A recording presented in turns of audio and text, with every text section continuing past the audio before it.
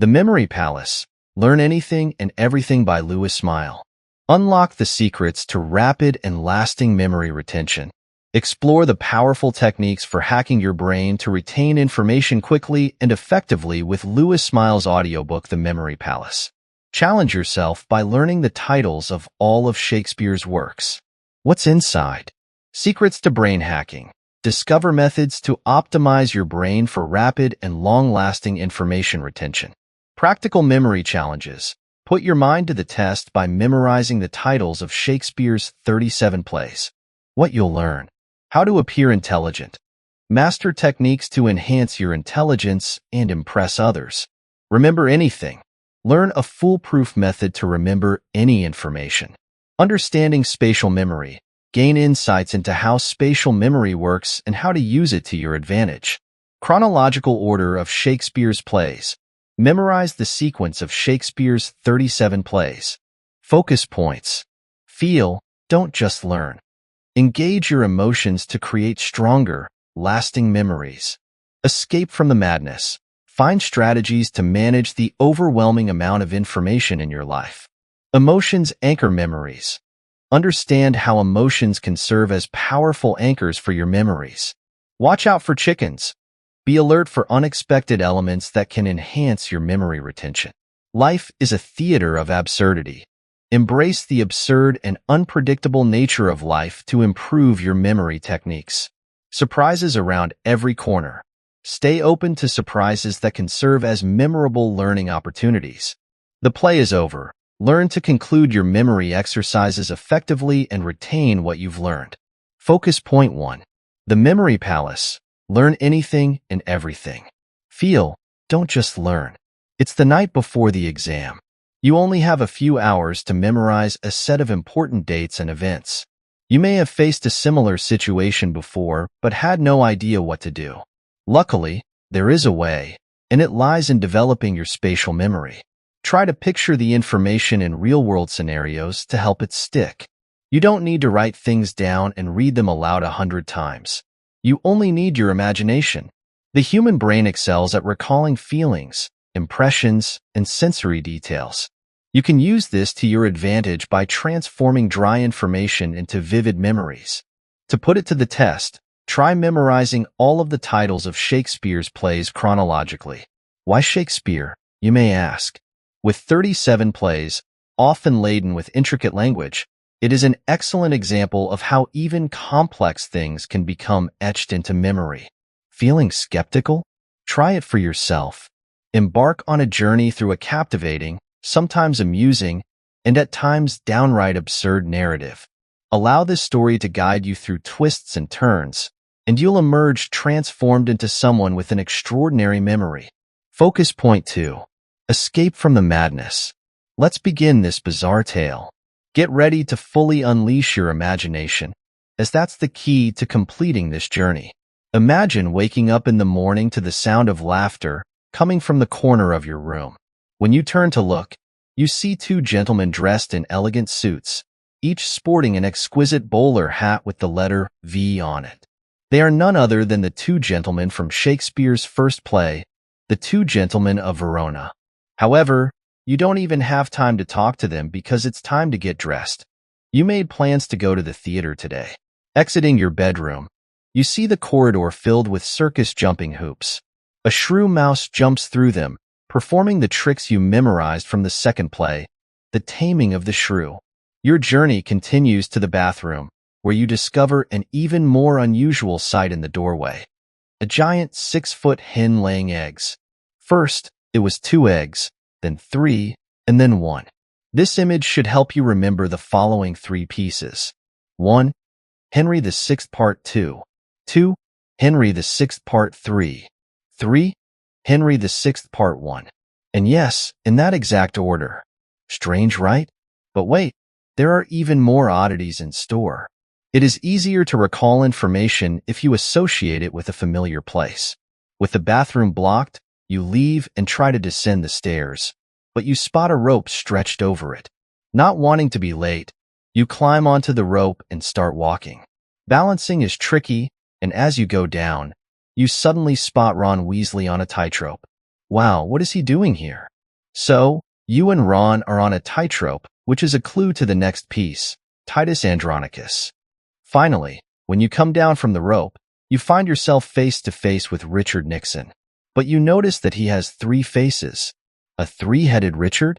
Yes, this is Richard III. Walking around the Richards, you look into the living room, expecting something extraordinary to happen there too. And you're right. In fact, two pairs of twins are rehearsing a play in your living room. They keep forgetting their lines, laughing, falling, and dropping things. Is this the comedy of errors? It sure seems that way. Focus point 3. Emotions anchor memories. Upon leaving your house, you come across a woman giving birth right on your porch.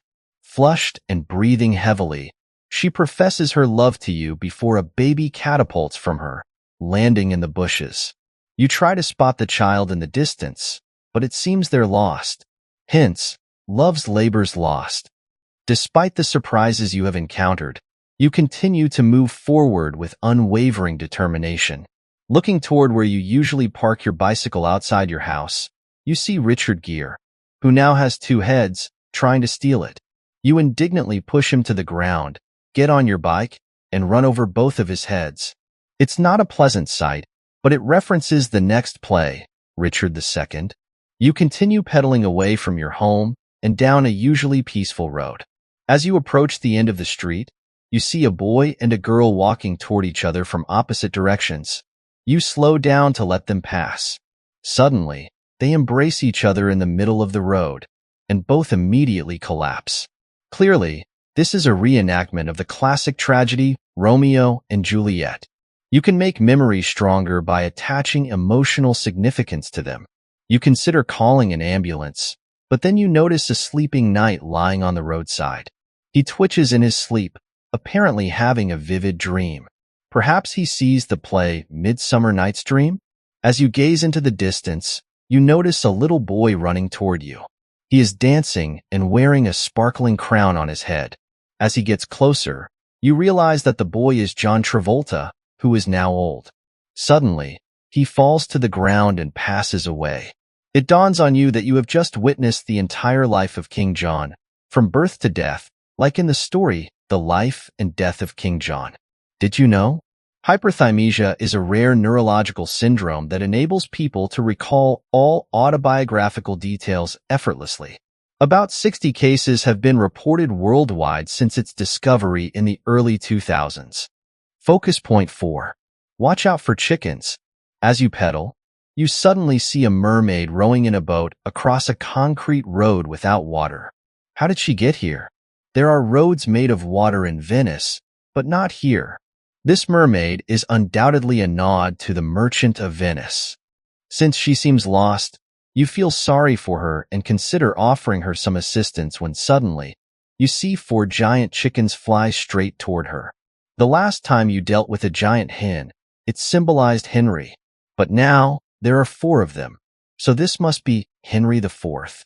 Like in Angry Birds, the hens smash the boat and the mermaid into pieces.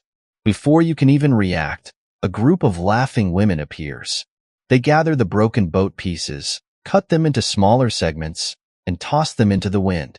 Their constant laughter gives away their identity as actors from The Merry Wives of Windsor play. Their laughter stops abruptly as the hens turn on them. That's right, this is Henry IV Part 2. Break complex information into smaller, manageable chunks and create vivid images for each part. Getting out of here is a better choice than becoming the next victim of these crazed hens. As you pedal down the next street, you hear cheers coming from a nearby driveway and move closer, only to see the failed wedding of 2 couples. The grooms shout, "I do," non-stop, but the brides are silent. Then nothing happened. So what was all the noise and screaming about? There's no doubt it's Much Ado About Nothing. No way, not again. You guessed it. 4 more giant angry hens began hurtling at the group. However, there is an additional 5th hen this time, and it's targeting you specifically. Thankfully, you dodged the attack quickly, but your bicycle wasn't so lucky. That 5th hen is such a nuisance. It must be Henry V. The true art of memory is the art of attention. Samuel Johnson. Lewis Smile. Focus point 5. Life is a theater of absurdity. What should you do now that you don't have a bike? How will you get to the theater? In your despair, you heard the sound of hooves coming from around the corner. At the end of the road, you see a horse, and riding on top of it is Julius Caesar, dressed in his military uniform and carrying a sword. Julius Caesar is the title of the next play. Would this courageous man be willing to lend you his horse? Not quite, as he offers you an old, worn-out donkey instead. The donkey wags its tail and licks your hands, reminding you of the next piece. As you like it, you saddle your donkey, and as you depart, out of the corner of your eye, you notice Caesar getting attacked by a fat, hammy pig. It's already difficult to surprise you with another death on this surreal day, so you just calmly note the name of yet another play, Hamlet. To avoid being attacked by the evil pig, you shout for help, and 12 knights emerge from a nearby house. A fight breaks out between the knights and the pig. Despite their numbers and weaponry, only the final knight stands victorious, a hero immortalized as the 12th knight. Suddenly, a furious giant troll emerges out of nowhere. You see a crossbow in its hands, and without wasting any time, it starts firing arrows at the knight. The knight scrambles for cover, and you pray he can defend himself. However, it's time for you to flee this dangerous place. Troilus and Cressida comes to mind, and you immediately set off. The donkey takes you to the next stop, and you want to hop onto a bus there. But to enter, you need to measure your height with a ruler. Is this a hint for the next piece, measure for measure? Luckily, you are tall enough to ride safely. However, the driver requests that you sign an oath, which you don't bother to read. You hastily write "on my oath" and make a mental note of another play, Othello. Weave information into narratives as stories are easier to remember. Focus point 6. Surprises around every corner. Looking for an empty seat at the back of the bus, you notice that the only available seat is next to a man in dirty clothes. He is leering at you in a way that makes you uncomfortable. As you wonder why he is wearing a crown, you suddenly realize it's King Lear. It makes you wonder if any other suspicious passengers are on this bus. Lo and behold, you notice the actress Anne Hathaway sitting in the row ahead of you. She looks just as beautiful in real life as she does in movies. Aiming to speak with her, you asked her what time it was, setting the stage for the next play, Timon of Athens. You notice she is holding hands with the person beside her. It is none other than the culprit of all this madness, William Shakespeare himself. Of course, taking advantage of the situation and chatting with him would be great, but he is currently munching on a McDonald's burger. As you watch the writer eat his McBurger, the name Macbeth suddenly comes to mind. Suddenly, a fight breaks out on the bus. Two passengers try to take over the bus and rob everyone. You look closer and recognize them as Tony the Tiger and Leonardo DiCaprio. Wait, is that a reference to Antony and Cleopatra? Oh, will you ever get to the theater at this rate? As always, help comes from unexpected places, as Orson Welles appears out of nowhere. All of Hollywood must have gathered on this bus. His hands swell to enormous sizes, and he quickly slams them down on Tony and Leo. It's good that Orson Welles' hands swell, and all's well that ends well. As you get off the bus, hoping all the strange things are behind you, you suddenly feel hungry. Fortunately, there is a fruit shop in front of you. As you approach the shop, you notice John Cleese behind the counter. He throws a pear at you out of nowhere, but you fail to catch it. Perplexed, he throws another one, and another, and another. Why is John Cleese throwing pears at you? It's so that you remember the name Pericles. Use metaphors to relate new information to something you already know. Focus point 7. The play is over. Luckily, you finally reach the entrance to the theater. To enter, you pass a group of carol singers symbolizing the next piece, Coriolanus.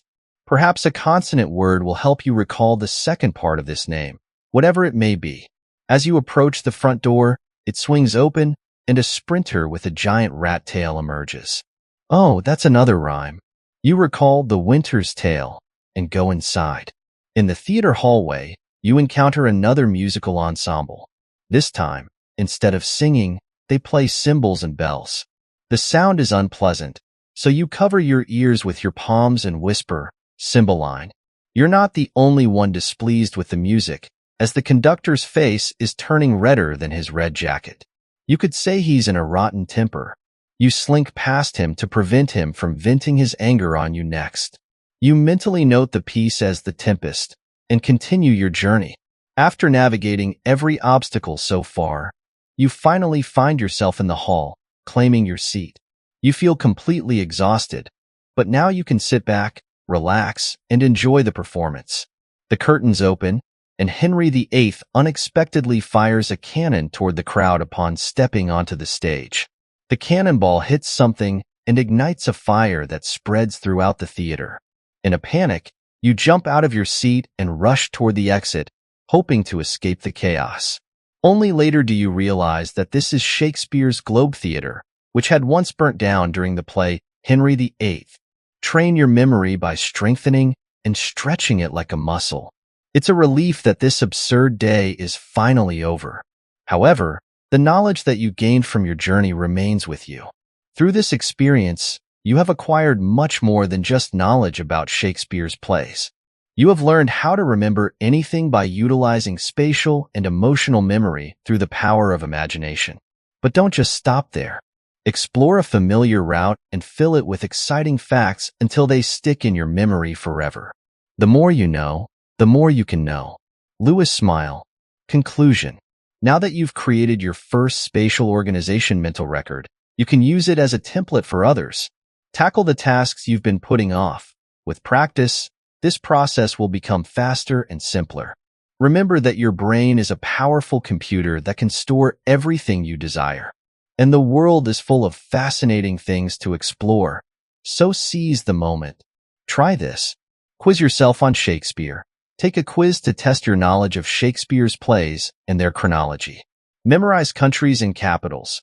Challenge yourself to memorize the names and capitals of all the countries. Turn Memory Palace into a game. Introduce your friends to the Memory Palace method by turning it into a fun game at your next get-together. As we conclude this journey, remember that language is magical. It connects us, bridges cultural divides, and allows us to express our deepest feelings. Let's cherish the beauty and power of language and continue to explore new audiobooks, uncovering new insights and forging meaningful connections. Stay tuned and keep on exploring knowledge on our channel Media Deem. Folks, it's the key to a world of wonder and wisdom. Keep listening and incorporating the knowledge into your conversations. The more you listen, the better you speak. See you next time.